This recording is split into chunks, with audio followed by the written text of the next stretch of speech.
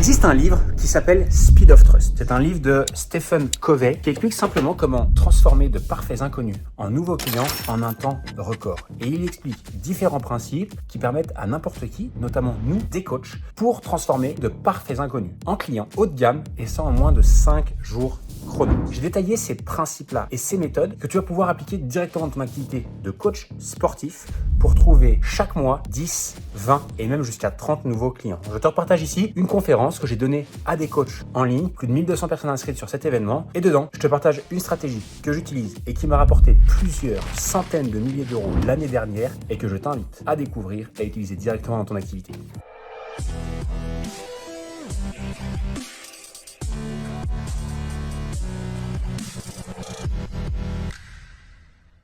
L'idée, c'est ici de trouver des stratégies qui vont vous permettre d'attirer entre 10 et 30 nouveaux clients de manière prédictible. C'est-à-dire que quand vous la mettez en place, vous savez à l'avance combien de clients vous allez obtenir grâce à ces stratégies-là. Et ça, sans utiliser de la publicité, on va le voir, du moins sans perdre de l'argent en publicité, sans devoir organiser des webinaires qui sont parfois chiants, techniques, etc. Et ça surtout, et ça pour moi c'est hyper important, de manière 100% éthique et 100% alignée. Et ça pour moi c'est quelque chose de très important, on y reviendra juste après. Le plus gros problème aujourd'hui dans l'industrie, et pour nous en tant que coach, notamment si on veut se faire connaître sur Internet, sur les réseaux sociaux, si on fait un peu de publicité aussi, parce que peut-être que certains d'entre vous, vous et nous en faisons, le plus gros problème dans l'industrie aujourd'hui, c'est que on est en concurrence avec beaucoup de monde, mais surtout le plus gros concurrent qu'on a en tant que coach, c'est les gens, c'est les prospects et c'est surtout leur scepticisme. Et en fait aujourd'hui, je ne sais pas si vous le remarquez, mais plus ça va, plus il y a de concurrence, plus ça va, plus les gens sont sceptiques, plus ils ont des doutes, plus ils se sont déjà fait arnaquer, plus ils ont acheté des choses qui servaient à rien, etc.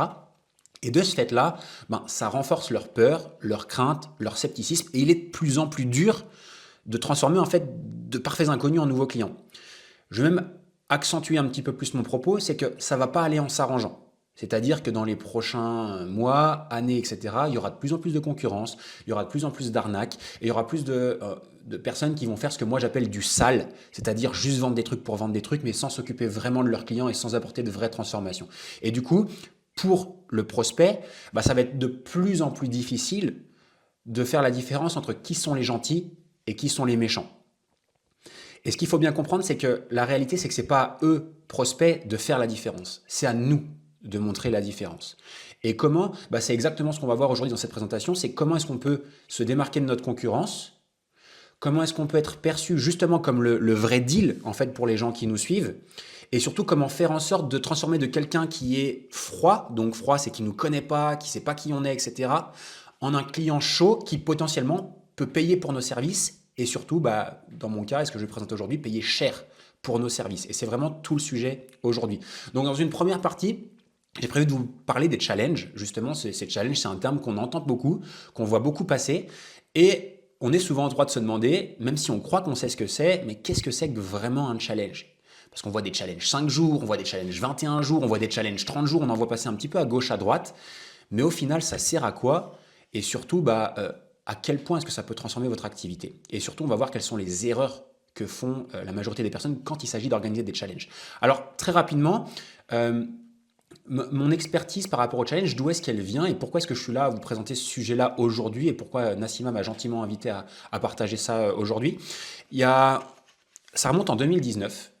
2019, je décide de passer de coach sportif à coach en ligne. C'est-à-dire que je décide non plus seulement de coacher mes clients en présentiel, à Genève, donc là où je travaillais, mais je décide de développer mon activité en ligne, de me faire connaître en ligne et de développer ce business qui me fait tant rêver depuis tout ce temps. Pour être maître de mon temps, pour être plus libre, pour gagner aussi plus d'argent. C'était aussi mon objectif à l'époque.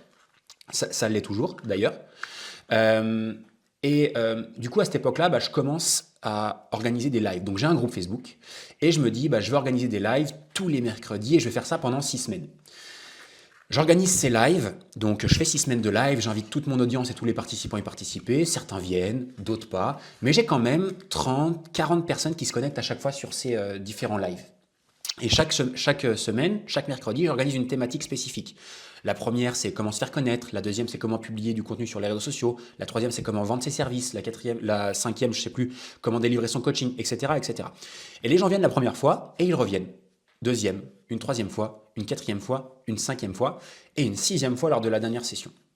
Et à l'époque, je me souviens, lors de la dernière session, bah, je dis au revoir à tout le monde, je clôture pour cette dernière session, etc. Et à la suite de la session, je reçois des messages de personnes qui ont participé et qui me disent, mais Lohan, comment est-ce qu'on fait pour continuer à travailler avec toi derrière et comment est-ce que tu peux nous aider davantage à développer cette activité-là?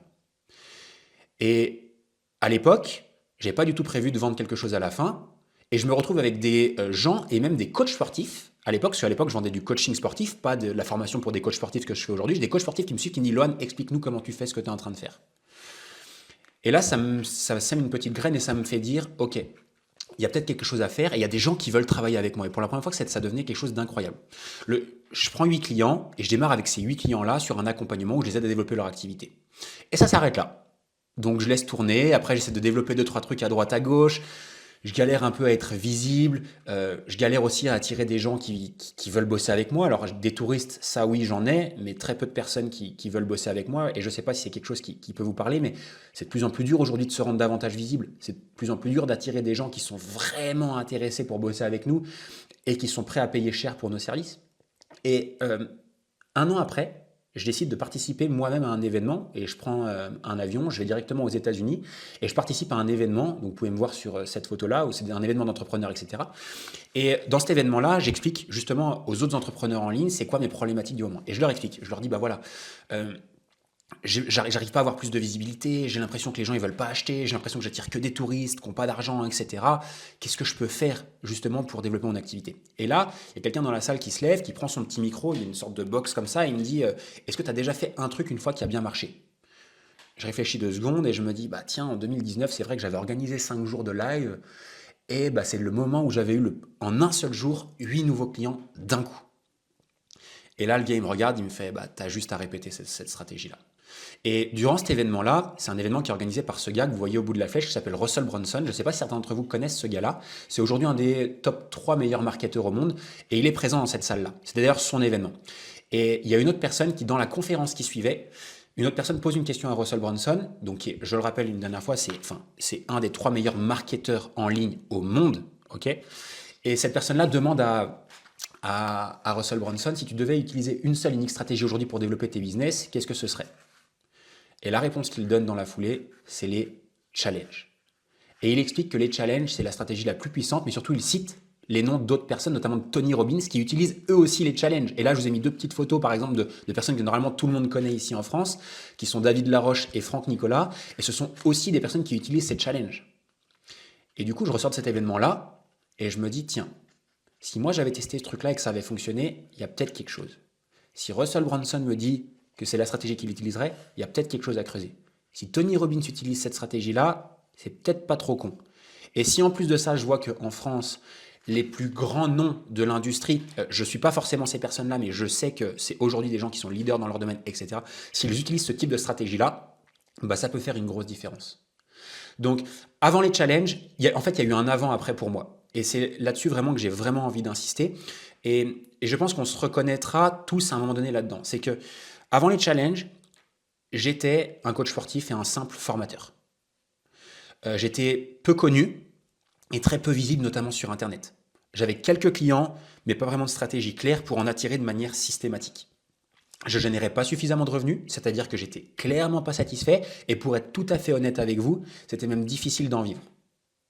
J'avais pas forcément de liste email, j'avais pas forcément de followers, ni de grosse audience sur les réseaux sociaux, et je voyais plein d'autres personnes réussir, mais je me disais, mais en fait, pourquoi pas moi? Je suis pas plus con, j'ai pas moins de connaissances, je peux aider les gens, et j'ai vraiment une expertise qui peut vraiment transformer la vie des gens que j'accompagne, donc pourquoi eux et pourquoi pas moi? Et j'ai commencé à mettre en place des challenges et me former là-dessus. Et ça a littéralement changé ma vie. Depuis, donc, j'ai organisé des dizaines de challenges. Grâce à ça, j'ai généré au total plus de 2 millions d'euros de chiffre d'affaires entre les années 2022 et les 2023, et ça continue encore sur 2024. Aujourd'hui, je suis, on va dire, devenu une référence entre guillemets dans l'industrie du coaching, c'est-à-dire que je suis devenu vraiment la personne à qui on pense quand il s'agit de développer son activité, etc. Et je dis ça en toute humilité parce qu'en fait c'est juste vrai, je pourrais pas dire autre chose. Je suis invité à partager mon expertise dans différentes conférences, dans différents événements en France et à l'étranger, etc. Aujourd'hui, au début, les personnes qui m'inspirent les personnes qui m'inspiraient à mes débuts sont aujourd'hui les personnes avec qui je partage du temps dans des groupes d'entrepreneurs, dans des masterminds, etc. Je développe mon réseau et surtout je suis épanoui. Et ça, c'est le plus important grâce à mon activité. Au-delà de l'aspect financier, au-delà de l'aspect liberté, il n'y a rien de plus kiffant que de faire ce que je fais aujourd'hui. Et tout ça, ça n'aurait pas été possible sans les challenges et sans que je découvre cette méthode-là. Alors, aujourd'hui, on pourrait se demander, oui, mais Lohan, alors t'es gentil, les challenges, nous on connaît, on en a déjà vu passer, etc. Et certains pourraient se demander, mais qu'est-ce que ce que tu me partages là, ça est différent de tout ce qu'on voit passer ou de ce que vous avez potentiellement déjà pu tester, parce que je sais que pertinemment des gens qui vont regarder ça ont déjà testé des challenges. J'ai absolument rien inventé dans ce que je vais vous partager aujourd'hui. Par contre, j'ai importé des stratégies de challenge qui sont utilisées par les leaders de l'industrie dans le monde, c'est-à-dire aux États-Unis, en Australie et même au travers du monde, des stratégies qu'utilisent les gens les plus avancés et je les intègre vraiment à nos stratégies ici en francophone. Et c'est ce que je vais vous partager ici. Je vais vous partager les challenges. Je vais vous partager ce que j'appelle les challenges 3.0. C'est pour moi les vrais challenges qui permettent de convertir systématiquement de parfaits inconnus en nouveaux clients et ça à chaque fois qu'on fait un challenge. J'aime bien dire que les challenges, c'est un peu j'aime bien le dire de Starbucks, c'est de ramener en fait de l'étranger les trucs qui fonctionnent bien chez nous en France et j'aime bien dire que les challenges, c'est un petit peu le Starbucks qu'on ramène en France à la maison chez nous. Bref, donc tout ça au début, premier challenge, utilisation d'une simple page d'inscription, c'est comme ça que je m'étais lancé, donc là vous pouvez me voir chez moi dans mon ancien appartement avec ma petite caméra, mes deux petits zooms qui sont ouverts à droite et à gauche et là j'organise ça dans un petit groupe Facebook, j'ai pas de publicité, j'ai 97 personnes qui se sont inscrites, j'en ai que 42 qui viennent et qui participent vraiment et j'en ai 9 qui me rejoignent au final et qui achètent mon accompagnement à 997 € sur 3 mois. Que à l'époque, je n'avais même pas encore créé. C'est-à-dire que j'avais vendu un truc, je voulais juste valider le fait que ça se vendait et j'avais commencé à le créer derrière avec les personnes. Donc au début, j'avais rien. Il n'y avait pas de page d'inscription, les pages VIP, on oublie. C'était dégueulasse, ça ressemblait à rien, mais avec un petit groupe Facebook et une petite page d'inscription et un petit budget de 500 €, j'y reviendrai plus tard, j'avais quand même réussi à faire plus de 9000 € de vente. Et je vous cache pas que ce soir-là, j'avais eu du mal à dormir parce que c'était la première fois que je gagnais autant d'argent d'un coup en une semaine. Et ça a été game changer pour moi parce que ce jour-là, j'ai simplement découvert que c'était possible. Et ça m'a ouvert d'autres opportunités, ça m'a aussi ouvert les yeux sur ce qui était possible. Et j'aime bien dire que ça avait augmenté ma capacité d'entrepreneur de juste voir de mes propres yeux et d'expérimenter le fait que c'était possible. À l'époque, j'avais pas de logo, j'avais même pas d'offre. J'avais une liste email de 127 emails au total. J'avais moins de 100 followers qualifiés sur mes réseaux sociaux, c'est-à-dire que des coachs sportifs qui me suivaient, j'en avais moins de 100. J'avais aucune compétence technique et j'avais même pas de site internet ou quoi que ce soit pour faire de la visibilité. Rien du tout, à part une page d'inscription et un groupe Facebook et juste la volonté de changer les choses et de mettre un truc en place. Donc, la seule chose que j'avais à ce moment-là, c'était que j'avais déjà obtenu des résultats pour moi, pour mon activité. Je savais que j'étais capable d'aider les gens. J'étais déterminé à partager un maximum de valeur et ça, c'est peut-être le truc le plus important dans les challenges, c'est d'aider vraiment les gens avec des stratégies concrètes, des passages à l'action concrets. Et j'étais vraiment décidé et déterminé à les aider à changer leur vie. Et j'étais passionné des sujets dont je parlais.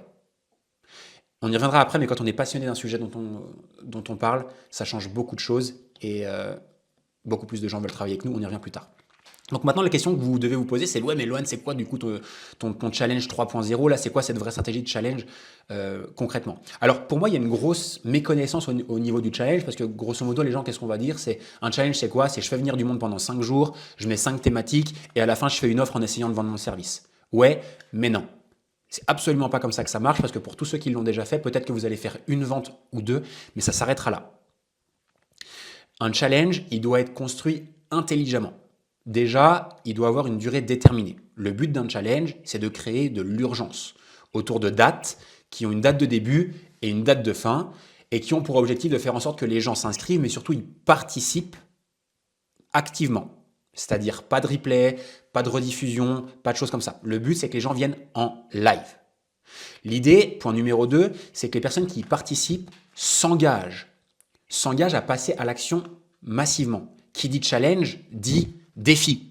Qui dit défi, dit passage à l'action. Et le but, ça va être non seulement de faire venir des gens sur un événement, mais de les engager à participer et à passer à l'action tous les jours, de manière à ce qu'ils expérimentent des petites victoires jour après jour avec vous. L'idée, c'est également d'être en direct.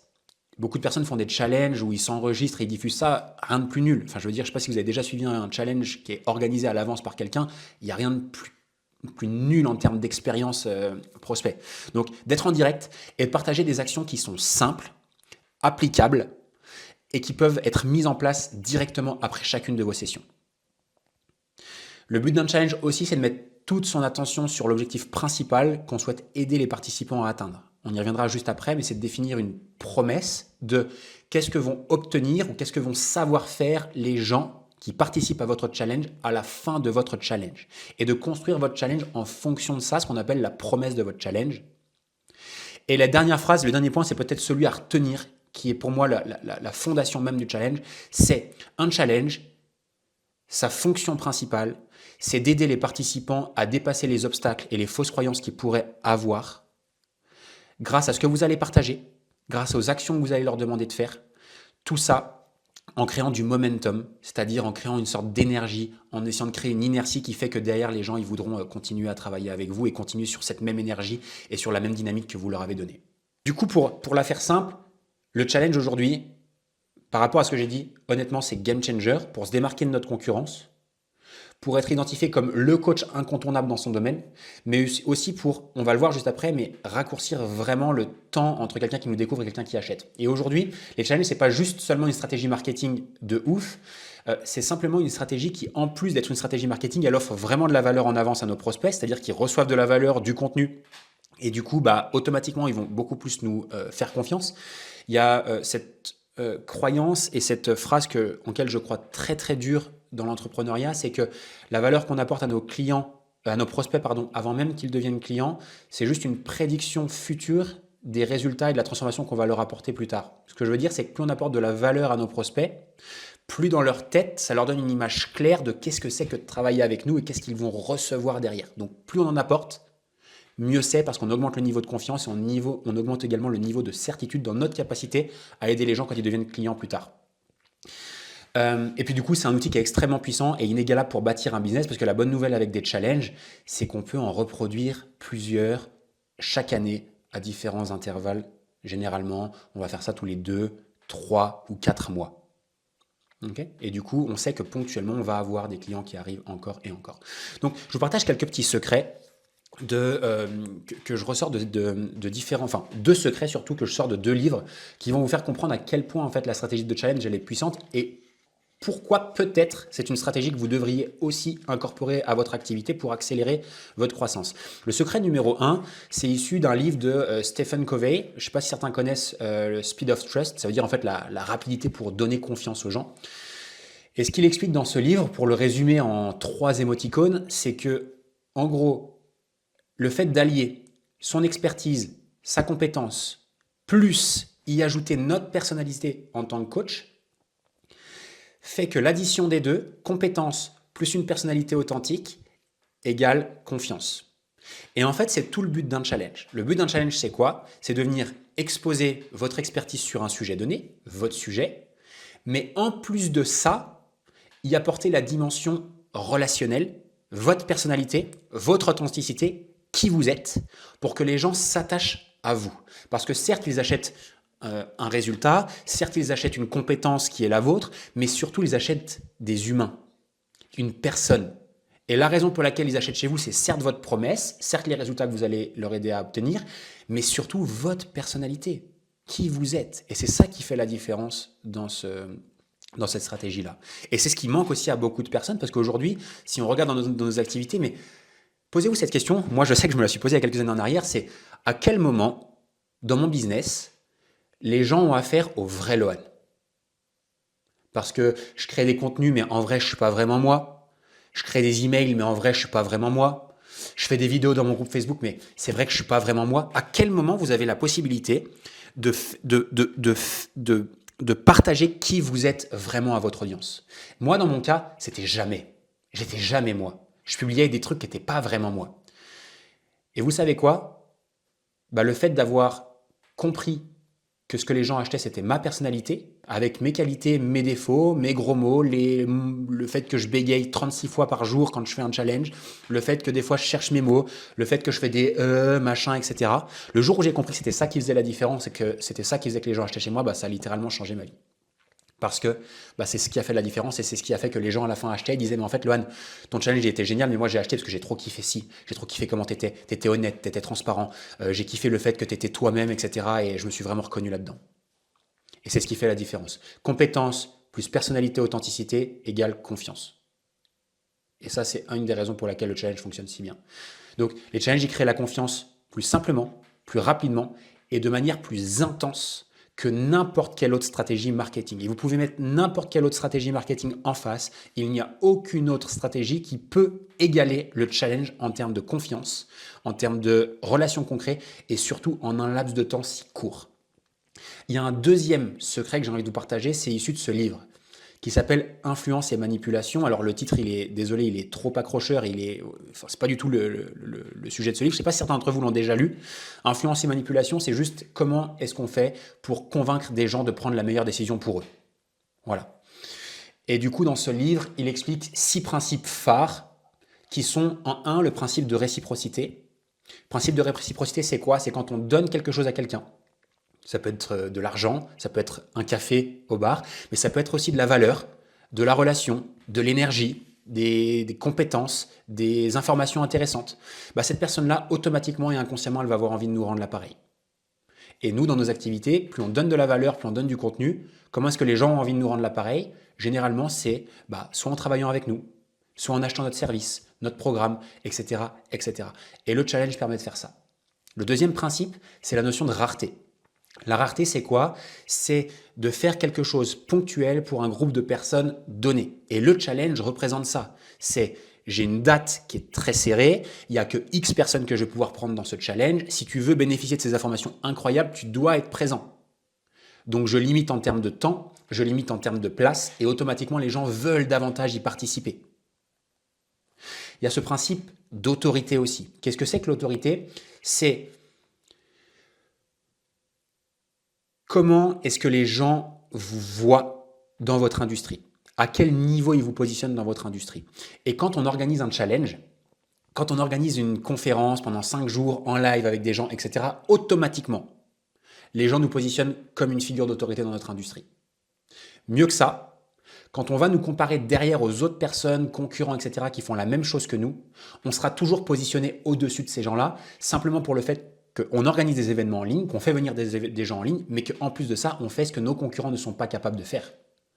C'est créer de la relation, partager de l'information, et c'est le niveau d'information qu'on va partager à l'intérieur qui va nous faire être perçu comme une autorité sur notre marché. Ensuite, il y a l'engagement et la régularité. Un des moyens pour aider quelqu'un à prendre la bonne décision pour lui, c'est de l'aider à initier le premier pas, puis le deuxième, puis le troisième. C'est de faire en sorte qu'il s'engage. D'abord, donc qu'il fasse ses premiers pas, mais ensuite qu'il continue à avancer, qu'il continue à marcher. Et un challenge permet de faire ça. Le premier pas, c'est de s'inscrire. Le deuxième, c'est de participer. Le troisième, c'est de réaliser son premier défi. Le quatrième, le deuxième, etc. Encore et encore. Et le fait d'initier ça, d'engager les gens, mais surtout de leur expliquer que la régularité est extrêmement importante, c'est ce qui nous permet également de transformer de parfaits inconnus en nouveaux clients.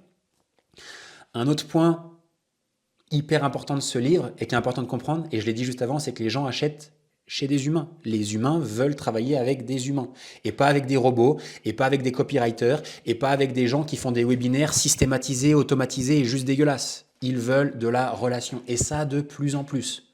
De plus en plus, les gens ont besoin de ça. On le sait, Covid, de plus en plus de trucs en ligne, les gens ils se font chier au boulot, ils ont de moins en moins d'amis, etc. C'est une réalité. Et aujourd'hui, ce qu'ils recherchent, c'est de la relation plus avec les gens avec qui ils vont travailler, avec les gens chez qui ils vont acheter des programmes, des accompagnements ou des coachings.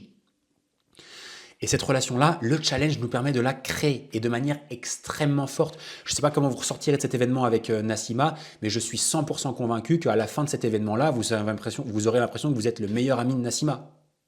Et peut-être même qu'à la fin de cette session, vous aurez peut-être l'impression que vous êtes aussi mon meilleur ami. Parce qu'on crée des relations fortes avec les gens, parce qu'on peut également faire des questions-réponses, des Q&A, on peut faire des laser coaching, on peut répondre aux questions en live, etc. Et c'est juste génial ce qu'on peut faire. Puis la dernière chose, c'est que ça nous permet d'avoir de la preuve sociale. Et la preuve sociale, c'est quoi? C'est en un, déjà de montrer qu'on est capable, donc prouver aux gens que ce qu'on raconte, c'est pas de la merde. Également faire venir éventuellement des élèves en live témoignage qui peuvent venir et témoigner de leur réussite.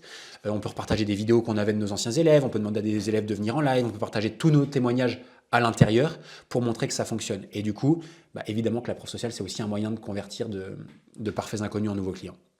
Donc, pour rebondir encore une fois et pour remettre un coup de marteau supplémentaire sur les challenges et sur pourquoi aujourd'hui c'est une stratégie qui est vraiment à considérer. C'est que les méthodes traditionnelles qu'on nous enseigne dans le marketing digital depuis des années maintenant, ce que moi j'appelle les anciennes stratégies, on nous expliquait que au début, il faut, alors j'ai rien pour aller sur le slide et pour vous entourer le truc, mais au début, on peut voir qu'on nous dit il faut que tu offres un lead magnet gratuit, donc un e-book, un PDF, etc. pour construire ta liste email.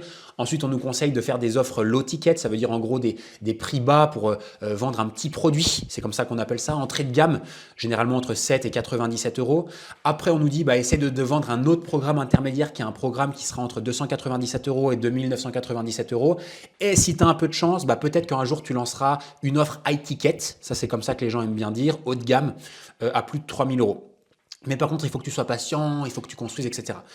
La vraie réalité, c'est que tout ça, ça marche pas. Moi, j'ai jamais vu un business pour qui ça marchait. Ça marche dans les livres, ça marche pour ceux qui écrivent des livres et qui nous expliquent la théorie derrière le business, mais c'est trop dur, ça prend trop de temps, ça demande trop de choses, trop de tactique, trop d'énergie, ça demande des équipes, ça demande des budgets pour faire monter des gens comme ça, et on n'a pas le temps pour ça. Nous, coachs, nous, entrepreneurs, on n'a pas le temps pour faire un lead magnet, une offre low ticket qui est géniale, pour les faire monter ensuite sur notre offre phare, plus notre offre à ticket. Parce que le problème avec ça, c'est quoi? C'est qu'en fait, on doit apprendre au minimum 4 stratégies, ce qu'on appelle 4 tunnels différents pour bâtir son activité. C'est beaucoup trop complexe et surtout, c'est beaucoup trop long. La différence, c'est que le challenge, et je vous l'ai entouré ici, il vous permet de sauter toutes ces étapes et de faire rentrer des gens sur un challenge potentiellement gratuit. Il y a aussi possibilité de faire des challenges payants, mais ce n'est pas le sujet pour aujourd'hui, mais des challenges gratuits. Et à la fin de ce challenge, les faire monter directement sur vos offres les plus chères, sans avoir à s'embêter à créer des offres bas de gamme, low ticket, etc., ou offres phares à 200, 300, 400 balles. Parce que le vrai argent, il se fait sur les offres high ticket, sur les offres qu'on vend cher.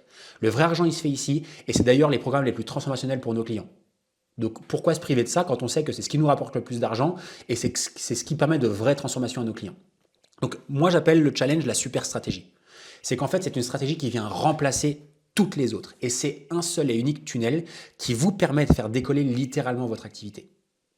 Alors j'ai une question, alors je n'aurai pas les réponses dans le chat, mais quand je vous présente tout ça, juste à qui ça fait sens, enfin pour qui ça fait sens et pour qui est-ce que ça va changer sa vie de coach de se dire que je dois maîtriser une seule et unique stratégie au lieu de devoir m'embêter à en maîtriser 4. C'est la meilleure porte d'entrée. Pourquoi? Pour 2 raisons. Parce qu'un challenge, c'est gratuit, donc c'est une porte d'entrée qui est simple pour les gens, mais elle est à la fois engageante. C'est-à-dire que quand on s'inscrit pour un challenge, on est prêt à passer à l'action quand même sur au minimum 5 jours. Ça veut dire qu'on attire les bonnes personnes qui sont vraiment là pour résoudre un problème, qui ont vraiment envie de passer à l'action et qui sont prêtes à le faire. C'est pour ça que je trouve que le challenge, aujourd'hui, moi j'utilise que le challenge en génération lead. Pour mes membres, c'est la même chose. Parce que c'est un petit peu plus cher qu'un e-book. C'est-à-dire qu'on aura moins de leads qu'un e-book. Mais par contre, on aura des leads qui seront plus qualifiés, plus engagés, et qui seront beaucoup plus à même d'acheter. Et c'est quand même ça la finalité. Donc moi, je suis prêt, par exemple, si je fais de la pub sur un challenge, à payer un peu plus cher mon prospect. Mais par contre, je sais qu'il sera beaucoup plus engagé, beaucoup plus qualifié parce qu'il s'est inscrit pour un challenge. Et du coup, automatiquement, ça se transforme en plus de ventes derrière. Je fais partie d'un groupe d'entrepreneurs justement aussi aux États-Unis, mais qui sont un peu partout dans le monde. Et justement, il y avait une conversation avec ce gars qui s'appelle Richmond Dean, qui est un coach australien dans le développement personnel et la PNL. Et du coup, il sort cette phrase qui m'a marqué à tout jamais. On est autour d'une table et il nous dit, nous, les entrepreneurs millionnaires, donc c'est comme ça qu'ils s'appellent là-bas dans ce groupe, on a compris un truc que les autres comprendront peut-être jamais. Et dedans, il prend sa feuille et dessine un petit schéma que j'avais envie de vous partager. C'est de comprendre en fait ce graphique-là. Donc, je suis désolé, j'ai pas mon petit truc pour vous entourer, mais on peut voir que c'est fou, je suis tellement pas allé à l'école longtemps que je sais plus qu'est-ce que c'est l'abscisse et qu'est-ce que c'est l'ordonnée. Mais donc sur la flèche que vous voyez monter vers le ciel, donc c'est le niveau de confiance qu'ont nos prospects et c'est-à-dire enfin plutôt leur niveau de scepticisme. Et sur l'horizontale, vous avez le temps. Donc ce qu'il faut savoir, c'est qu'au démarrage, quand quelqu'un nous découvre pour la toute première fois au point 0, le niveau de scepticisme il est au plus haut pour nos prospects et leur niveau de confiance en nous il est au plus bas. C'est-à-dire qu'ils nous découvrent pour la première fois, ils ne savent pas qui on est, ils ne savent pas ce qu'on fait, ils ne savent pas pourquoi ils devraient nous faire confiance et encore moins pourquoi ils devraient travailler avec nous. Et déjà ça il faut le savoir. C'est-à-dire que les gens, quand ils arrivent par exemple sur un challenge ou qu'ils vous découvrent pour la toute première fois, ils ont absolument zéro confiance en nous et surtout ils ont un niveau de scepticisme qui est juste au maximum parce que pour eux on est un énième charlot qui essaie de leur vendre des trucs sur internet. Et du coup notre travail à nous dans notre marketing, ça va être le plus rapidement faire baisser leur niveau de scepticisme, augmenter leur niveau de confiance en nous pour qu'une vente puisse, enfin qu'une transaction du moins, ait lieu. Notre vrai job, c'est ça, c'est de se dire comment est-ce que je fais pour réduire au plus vite mon niveau de scepticisme, le niveau de scepticisme des gens qui découvrent ce que je fais et d'augmenter le plus rapidement possible leur niveau de confiance pour que la transition puisse avoir lieu. Parce que si je ne fais pas ça, si je ne réduis pas le scepticisme, si je n'augmente pas le niveau de confiance, il ne peut pas y avoir de transaction. C'est la raison pour laquelle il y a des personnes qui sont plutôt comme ça, qui font des trucs, qui bricolent des trucs, un peu de contenu sur les réseaux sociaux, un peu de vidéos par-ci, par-là, et qui se disent « mais moi je comprends pas, j'attire personne ». En fait c'est normal, parce que tu fais pas ce qu'il faut pour faire en sorte que quelqu'un ait suffisamment confiance en toi pour acheter ton service. Il voit pas les bonnes informations, il les voit pas au bon moment. Et de ce fait-là, tu as des cycles de vente qui sont extrêmement longs quand tu as des ventes, parce qu'il y en a qui n'en ont jamais. Et quand on n'a jamais de vente, c'est pas qu'on est mauvais, c'est pas qu'on est nul, c'est pas qu'on n'a pas une bonne expertise, c'est simplement le fait qu'on ne met pas les bonnes informations au bon moment sous le nez des bonnes personnes. Et c'est la raison pour laquelle les challenges sont extrêmement puissants. C'est parce que ça vous permet d'avoir deux courbes comme celle-ci et qui vous permettent dans un laps de temps très très court de mettre toutes les informations possibles sous le nez des personnes pour augmenter très rapidement leur niveau de confiance et faire diminuer très rapidement leur niveau de scepticisme. Et du coup, c'est ce qui permet d'initier des ventes à plusieurs centaines, voire plusieurs milliers d'euros en un laps de temps de moins de 7 jours. Et ça, il n'y a aucune autre stratégie qui permet de le faire de manière aussi systématique et de manière aussi puissante. Donc les challenges, comme vous venez de le comprendre, c'est une clé pour propulser son activité et le stabiliser et stabiliser son chiffre d'affaires. Maintenant, pour entrer un petit peu dans le vif du sujet, il y a des personnes qui pourraient dire « oui, mais comment je fais? C'est quoi l'intérieur du challenge, etc. » Donc, je vais vous partager grosso modo mon planning de challenge, comment je l'organise, qu'est-ce que je mets à l'intérieur, et ça vous donnera déjà une bonne aperçu de comment est-ce que vous aussi, vous pouvez structurer ce challenge et quoi mettre en place à l'intérieur. Rappelez-vous toujours, c'est pas rappelez-vous, je vous donne une phrase ici que vous devez absolument retenir et vous en rappeler systématiquement. Le but du challenge, ce n'est pas de gaver vos prospects d'informations pour prouver à quel point vous êtes géniaux. Le but des challenges, c'est d'aider vos prospects à passer au-dessus de leurs croyances limitantes et de passer à l'action ensuite à la fin en rejoignant votre programme. Le challenge, c'est un événement de conversion. C'est la première chose. C'est un événement de vente. Il est là pour vendre vos services. Mais comment est-ce qu'on vend nos services? C'est pas en entassant un tas de contenu, un tas de valeurs, etc. C'est pas en entassant un maximum d'informations juste pour prouver qu'on est un super coach. Bien au contraire. C'est de donner les bonnes informations au bon moment, mais surtout d'aider les gens à passer au-dessus des croyances limitantes qu'ils peuvent avoir vis-à-vis de ce que vous faites, vis-à-vis de leur propre capacité à réussir ou vis-à-vis de toutes les excuses qui peuvent se trouver autour d'eux. Et quand on est un expert en challenge, on passe beaucoup plus de temps, non pas à partager de la nouvelle information géniale, etc., mais on passe plus de temps à travailler sur les croyances de notre audience. Et par rapport à ça, il y a 3 types de croyances qui existent dans la tête de vos prospects quand ils participent avec vous, ou même quand ils sont en contact avec ce que vous faites et vos offres. Il y a des croyances limitantes qui sont liées à l'opportunité que vous leur proposez.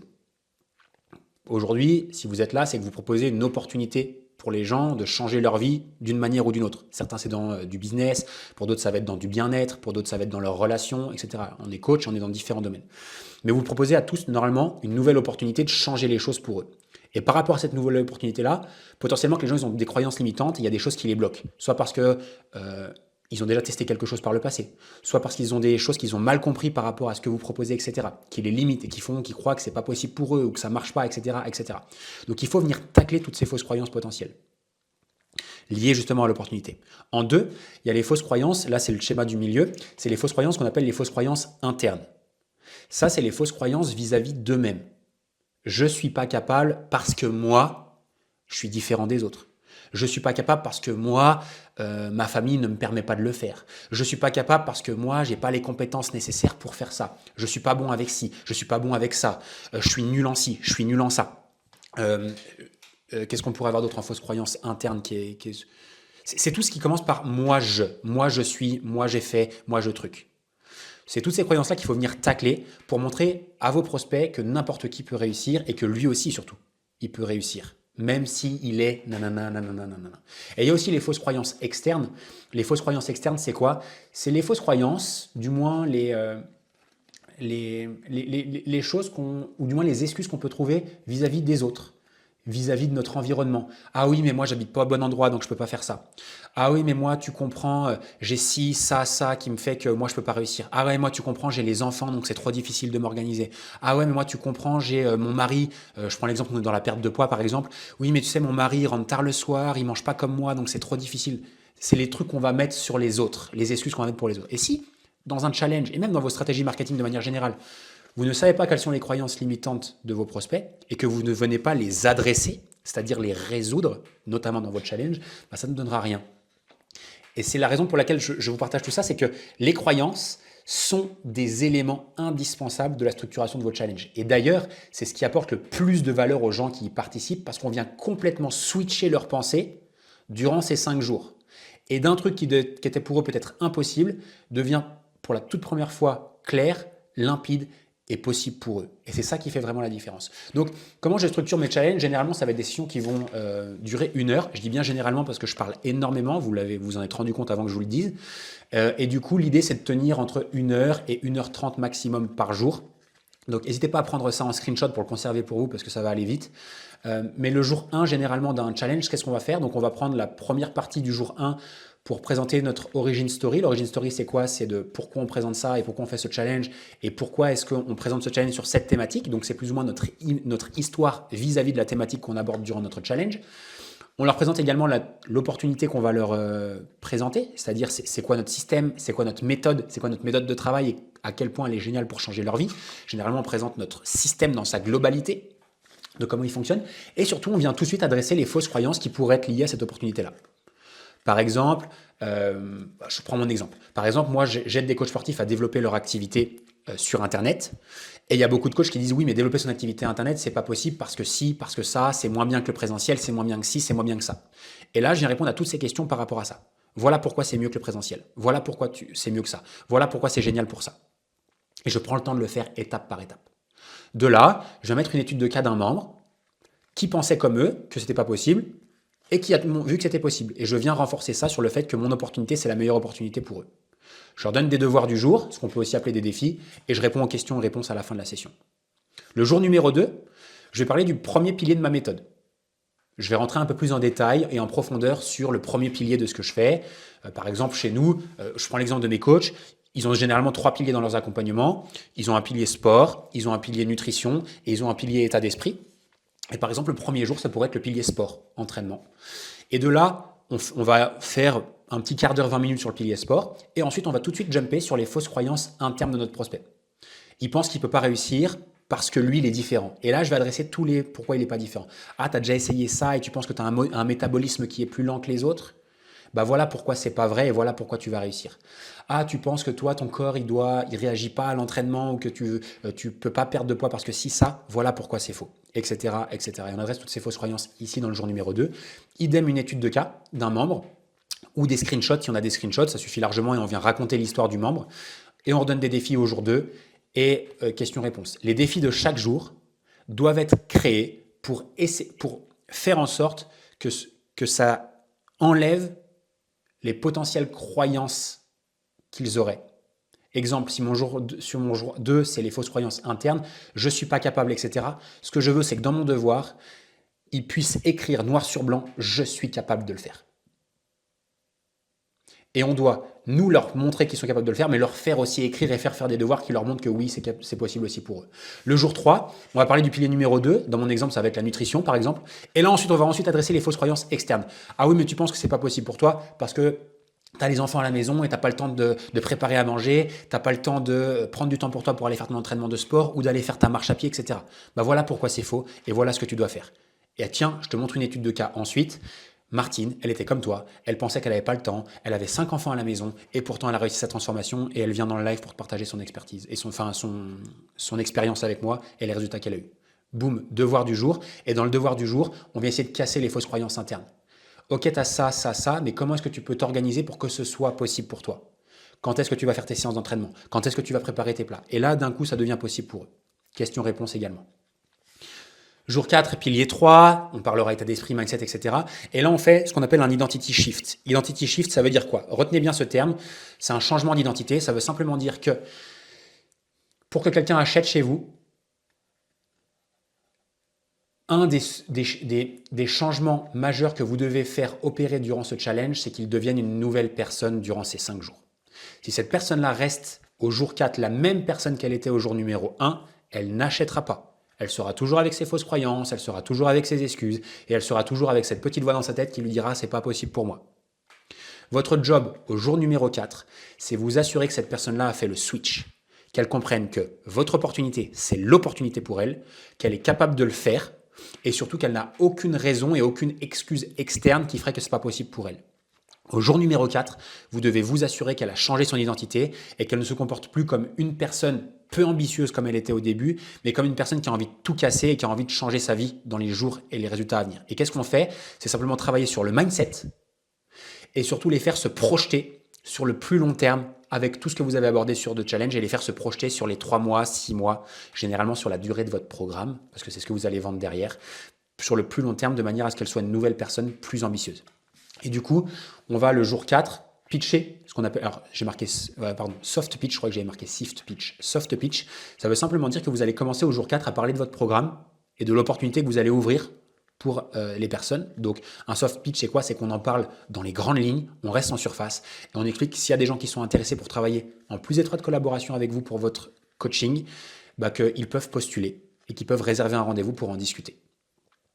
De là, vous faites les devoirs du jour, questions-réponses. Et le dernier jour, on fait un mini-training qui vient généralement soit reprendre la totalité du challenge pour leur donner une feuille de route claire, soit on vient faire un exercice avec eux qui va être de projeter leurs objectifs sur du moyen long terme, encore une fois, généralement la durée de notre programme, pour les faire encore une fois switcher et leur faire se rendre compte qu'ils ont des objectifs ambitieux. Le but du jour 5, c'est qu'ils se rendent compte que c'est possible pour eux, mais qu'ils ont besoin d'aide. Et de leur faire un exercice pour leur faire dire « j'ai besoin d'être accompagné dans cette transformation. J'ai besoin d'être accompagné pour être sûr d'atteindre cet objectif-là et de manière le plus rapidement possible. » Et si on arrive à faire ça, c'est naturellement que derrière, les gens vont postuler pour travailler avec nous. De là, après ce mini-training, on refait un pitch, on reparle de notre offre une dernière fois et on explique que c'est le dernier moment pour réserver un rendez-vous pour commencer à travailler avec nous. Si vous vendez un truc à moins de 1000 euros, vous pouvez vendre en live. Si vous vendez à plus de 1000 euros, il faut vendre par téléphone. Et de là, vous bombardez d'un dernier petit témoignage extrêmement poignant, extrêmement émotionnel qui va faire passer à l'action un maximum de personnes. De là, vous avez des questions-réponses. Et c'est le dernier moment pour répondre aux questions sur le programme en live, etc. Et de là, derrière, vous avez des gens qui sont intéressés par ce que vous faites. Dernière chose, je vais un peu vite sur la fin, parce que Nassima, sinon, on va me taper sur les doigts. Certains pourraient se dire, OK, donc là, on a vu le contenu du challenge, etc., mais je ne sais pas trop quoi parler, c'est quoi le nom de mon challenge, qu'est-ce que je mets à l'intérieur? Donc, généralement, il faut aller au plus simple et il ne faut pas se torturer l'esprit. Aujourd'hui, vous avez potentiellement tous une offre que vous vendez. Vous avez peut-être tous un programme et vous avez une idée de qu'est-ce que vous aidez les gens à atteindre comme transformation. Eh bien, le challenge doit simplement être une mini-version de ça. C'est grosso modo la même promesse, sauf que vous leur expliquez que vous allez leur expliquer cette méthode-là qui va leur permettre d'atteindre ces objectifs-là en 5 jours. Par exemple, chez moi, j'aide les coachs sportifs à passer la barre des 10 000 euros par mois avec leurs activités. Ça, c'est la promesse de mon programme, de notre accompagnement, de ce qu'on vend. C'est 10 000 euros par mois minimum. C'est ce qu'on aide nos coachs à atteindre. Mon challenge, c'est ni plus ni moins qu'en 5 jours, je vais te montrer la méthode qu'utilisent des coachs pour passer la barre des 10 000 euros. Rien de plus compliqué. J'ai pas besoin de demander de l'aide à n'importe qui, j'ai pas besoin de me torturer l'esprit pendant une semaine. J'ai simplement pris ma promesse globale et j'ai expliqué aux gens que j'allais leur expliquer cette méthode-là en 5 jours chrono. Et vous savez quoi? Ils sont super contents de venir et ils sont super contents de s'inscrire, de laisser leurs adresses email et ça leur donne encore plus envie de participer à ces 5 jours de challenge. Ensuite, comment est-ce que je construis mes différents piliers? Vous avez vu, je vous ai parlé de pilier 1, pilier 2, pilier 3. Vous allez simplement reprendre votre programme d'accompagnement ou cette promesse globale et de dire quels sont les 3 trucs qui sont extrêmement importants que les personnes doivent maîtriser pour atteindre cet objectif-là. Ça me fait pilier 1, pilier 2, pilier 3. Et une fois que vous avez ça, vous listez simplement toutes les croyances limitantes que les gens ont. Donc, vous listez les croyances limitantes internes, les croyances limitantes externes et les croyances liées à l'opportunité que vous allez leur présenter à la fin ou du moins de votre système, pour être sûr de les adresser durant ces 5 jours de challenge. Je vais aller un petit peu vite là-dessus, c'est pas, je pense qu'il y aura une rediffusion des slides, etc., c'est pas intéressant, mais un challenge, ça se promouvoit non pas un jour avant, 2 jours avant, 3 jours avant, c'est au minimum 15 jours en amont, tous les jours, grâce à de la création de contenu, sur les réseaux sociaux, des vidéos, des podcasts, etc. Pour lancer un challenge, quelques tips supplémentaires, je vais un peu vite, Concentrez-vous sur votre audience existante, notamment au début. Vos 2, 3, 4 premiers challenges, faites-le sur des gens qui vous connaissent déjà, qui sont déjà dans vos listes, qui vous suivent déjà sur les réseaux sociaux, etc. Vous n'avez pas besoin d'avoir 100 inscrits sur un premier challenge. Moi, j'ai des coachs qui font 2, 3, 4, 5 et même jusqu'à 10 000 euros avec moins de 20 inscrits sur leur challenge. Donc, on n'a pas besoin d'une grosse liste. Ce qu'il faut se faire en sorte, c'est juste de délivrer un vrai challenge avec créer une vraie relation à l'intérieur. Et avec 20 personnes, vous allez réussir à en convertir 5, 6 déjà. Et si vous avez une offre à 500, 1000, 2000, 3000 euros, faites le calcul, ça peut aller très très vite. En amont du challenge, postez tous les jours sur la préparation de votre challenge, c'est-à-dire montrer que vous êtes en train de préparer le challenge, à quel point ça va être génial, etc. et inviter les gens à s'inscrire. Ça vous donne l'impression de participer aussi au lancement du challenge et ils voient que vous y mettez du temps et de l'énergie. On peut réaliser aussi des two-steps. Des two-steps, c'est quoi? C'est on dit aux gens, j'ai créé une formation offerte pour te montrer comment, nanana. Si tu es intéressé, commente une flamme. Et tous ceux qui commentent une flamme, vous leur envoyez le lien d'inscription au challenge. Un truc qui est cool aussi, c'est que quand vous faites un challenge la première fois, il y a un petit peu de travail parce qu'il faut créer les emails d'invitation, la structure, les slides, etc. Mais une fois que c'est fait, c'est fait. Vous avez juste à le reproduire encore et encore. Et c'est un super actif pour votre activité que vous avez juste à repluguer plusieurs fois dans l'année. Et dernier truc, c'est les partenaires. C'est simplement quand vous avez plus suffisamment de prospects dans votre audience qui sont intéressés à participer à votre challenge, posez-vous la question, qui est-ce qui a l'audience que je veux faire venir sur ces challenges et créer des partenariats de personnes qui font la promotion de votre challenge pour vous et utiliser l'audience des autres. Les erreurs à ne pas commettre tout de suite quand vous lancez un challenge, ça va être en 1, de lancer des publicités sur un premier challenge. C'est une grosse connerie. Commencez vraiment avec votre audience chaude et une fois que vous aurez confirmé votre modèle et que vous savez que votre challenge convertit X pourcentage de personnes qui y participent, vous pourrez lancer de la pub dessus parce que vous savez que vous êtes rentable et vous pourrez scaler l'activité. Ne pas poster quotidiennement sur son challenge quand on fait la promotion d'un challenge, c'est aussi une erreur. Souvent, on pense qu'il faut faire un truc comme ça, que les gens ils vont arriver en masse sur un challenge. C'est complètement faux. Si on ne met pas 100% d'effort et d'énergie à en faire la promotion comme Nassima l'a fait sur l'événement ici, malheureusement, on n'aura pas suffisamment d'inscrits. Certaines personnes parfois pensent qu'il faut aussi partager des trucs juste incroyables dans les challenges, etc. Non, vous n'avez rien de besoin d'incroyable à partager. Il faut juste réutiliser du contenu que vous avez déjà en votre possession sur votre méthode, sur comment vous travaillez avec vos clients et juste mettre ça dans votre challenge. Vous n'avez rien à réinventer, vous n'avez rien à recréer. Ouais, après, c'est des trucs de base, mais pas se donner les moyens et attendre que les gens s'inscrivent. Il n'y aura pas de magie avec les challenges. C'est soit vous vous engagez à 100%, soit faites-en pas, en fait, tout simplement, parce que sinon les gens ne viendront pas et ils ne participeront pas. Et un challenge, ça représente une charge de travail considérable la première fois qu'on en fait un. Mais après, c'est juste du bonheur parce qu'on a juste à dupliquer ce qui fonctionne déjà.